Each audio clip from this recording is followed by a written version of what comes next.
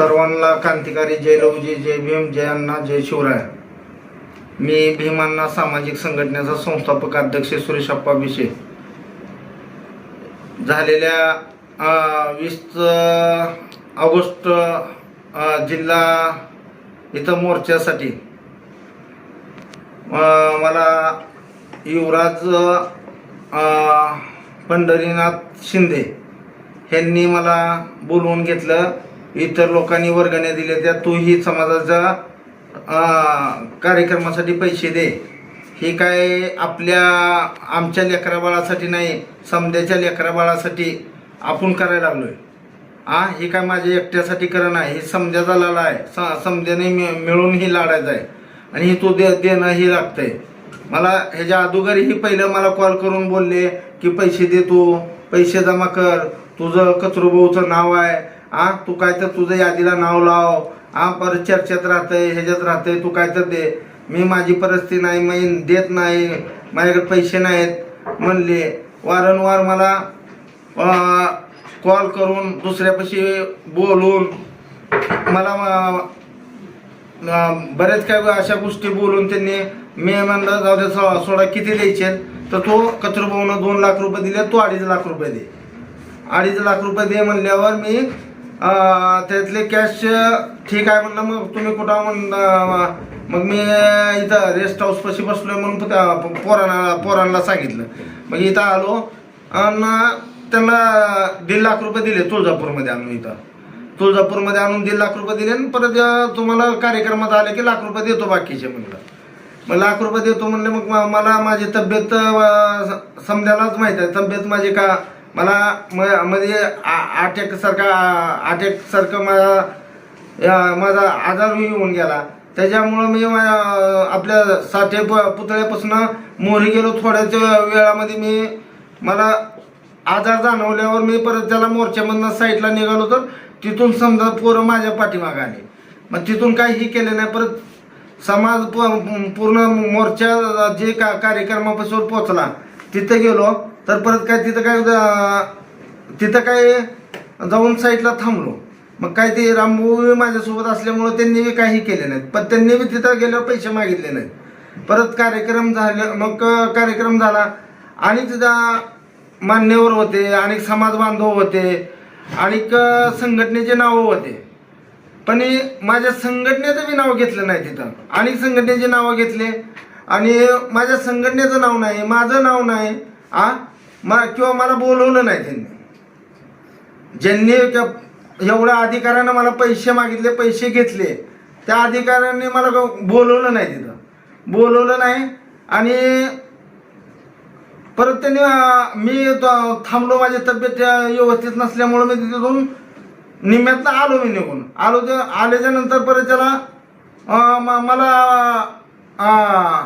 पैसे मागितले. पैसे मागितल्याच्या नंतर परत त्याला म्हणला मामा म्हणलं मी काय माझ्या संघटनेचं नाव घेतलंय, माझं नाव घेतलं, मी पैसे देऊ शकत नाही म्हणलं. पैसे देऊ शकत नाही म्हणल्यावर परत त्याला म्हणले नाही ठीक आहे, तू ये जा मसल्याने ये आणि बोलू म्हणून तिथं बोलू म्हणून गेले. बोलू म्हणून हे केले. चल पहिले पैसे दे, परत ते वाद्य कामवाल्याचं परत बघू. तिथे गेल्यावर आरेरावाची भाषा केली मला. तिथं आरेरावाची भाषा करून पैसे पैसे दे. मी म्हणलं मी देत नाही.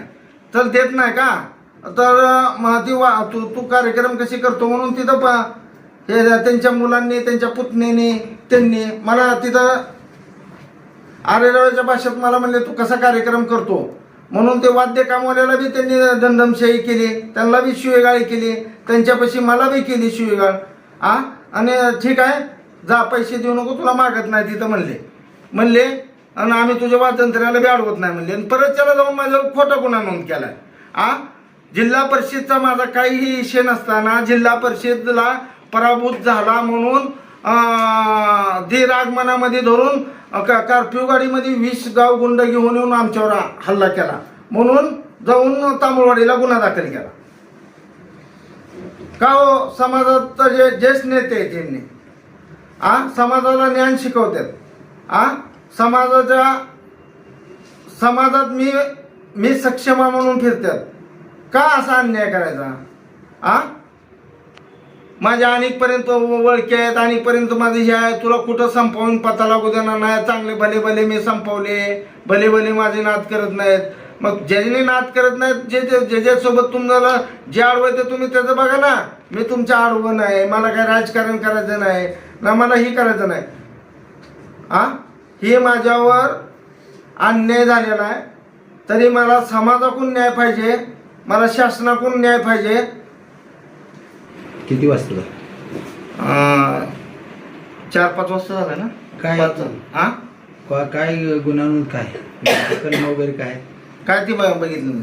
कसला गुन्हा नोंद झाला? काय ती कुराड नेऊन दिले, काट्या नेऊन दिल्या त्यांनी त्यांच्याच घरातल्या. कुराड नेऊन दिल्या, काट्या नेऊन दिल्या. परत माझ्या भावाची नावं घेतले, माझी नावं घेतले. नावं घेऊन त्यांनी तिथं 5-7 जणांवर गुन्हा दाखल केला त्यांनी. म्हणजे पैसे दे नाही तर तुझ्यावर असले खोटे. हो, आणि ती पैशाचा विषय कुठंच सोडला. आणि इलेक्शन मध्ये जिल्हा परिषद मध्ये पराभूत झाल्यामुळं ती मनामध्ये राग धरून आमच्या इथं गावगुंड 10-20 लोक फॉर्च्युनर मध्ये येऊन आम्हाला जीव मारण्याचे हे केला. म्हणून आमच्यावर गुन्हे, ही आरोप रचून आमच्यावर गुन्हे नोंद केले. भावी काळामध्ये तुम्हाला धोका जाणवतो का? 100% त्यांनी बोलून दाखवलं. तुला संपायचं आहे का, हे करायचं का? जिथं ती समाज बांधव जिथं बैठकीला बसला होता तिथं ते वारंवार त्यांनी तीच बोलत होते की तुला संपायचं आहे का, तुला संपायचं आहे का. नाही, पोलीस डिपार्टमेंट काल तुमचा कुठंच वाद झाला नाही. आणि काल कसं काय गुन्हा नोंद केला? त्यांनी रात्री अगोदर जाऊन बसले ना. इलेक्शनचा पिरियड, त्या इलेक्शनचा राग मनात धरून तुम्ही गुन्हे नोंद केले म्हणायला. त्यांनी ते हे दिलं ना तिथं. इलेक्शन मध्ये भांडणं झाले? नाही झाले. मग काल झाले का भांडण? नाही झाले. मग कसं काय गुन्हा नोंद केला? म्हणजे आता ते त्यांनाच माहिती आहे ना. शासनानं तपास करावा ना त्याच्यावर. 2-4 दिवसानं जरी दिली तरी पोलीसवाले घेत नाही. मग काल तर भांडण झालं नाही. मग काल भांडण झालं नाही. त्यांनी परवा दिवशी भांडण मिटवले. आम्ही कशात हे करत नाही, तुझं हे करत नाही म्हणजे पैसे देऊ नको आणि तुझ्या वाद्य कामवाल्याला बी हे करू नको. परवा दिवशी भांडण कशाच मिटवलं? ठीक आहे. ते जे बोलू म्हणले इथं बोलू. कशासाठी बोलू? कशासाठी? ते वाद्य कामवाल्याला हे केलं. वाद्य कामवाल्याला धमकी दिल्या त्यांनी दिल्या असतात. मग मी त्या विषयावर बोललो तर त्यांनी म्हणले ये इथं काय असेल समोर बोलू आपण, म्हणून मला बोलवून घेतलं. वाद्य कामाला तुमच्या जयंतीला अडचण निर्माण झाली आणि तुमच्या जयंतीला वाद्यकाम जे आले होते लोक त्यांना दबाव टाकला. दबाव टाकला. कोणी टाकला? जिल्हा परिषद सदस्य दयानंद मनोहर शिंदे. दबाव टाकला. दबाव टाकल्यानंतर तुम्हाला मिटवून घेऊ म्हणून बोलून मला बोलवून घेतलं. पुढे काय झालं? आणि तिथं गेल्यावर प्रचारकाची 2 गाड्या घेऊन आली घरनं.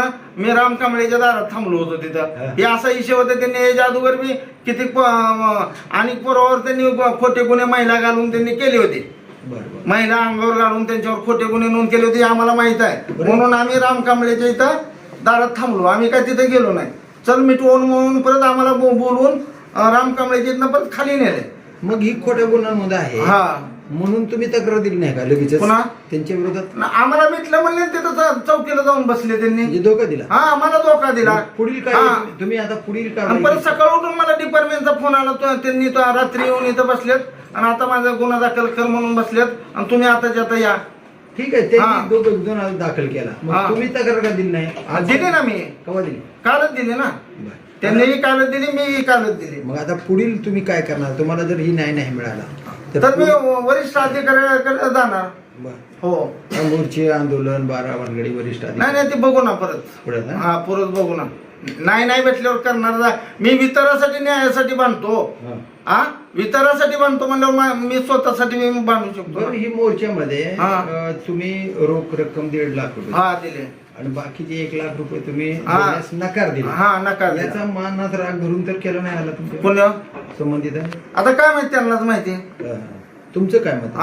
त्यांनाच माहिती. नाही तुम्ही उर्वरित रक्कम नाही दिली म्हणून मी म्हणलो ना. मग तेच ना केलंय का असं म्हणायचं? तेच आहे प्रकार. दुसराही नाहीच ना. दुसरा प्रकार दुसरा नाहीच की. तुमच्या तुळजापूर तालुक्यामध्ये तुमच्या सानिध्यात असणाऱ्या किती लोकांनी मोर्चाला मदत केली? नाही, मी आजारी असल्यामुळे मी वेळ दिला नव्हता. मला त्या इतराचं काही माहिती नाही. पण तुमचं- मी स्वतः दिलेलं मला माहिती आहे. इतराचं मला काय माहित नाही. माहीतच नाही तर मी बोलू कसं?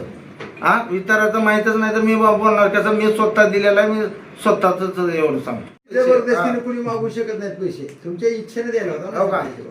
अकाउंटला आता सध्या त्यातले मी राहिलेले लाख रुपये दिलेले मध्ये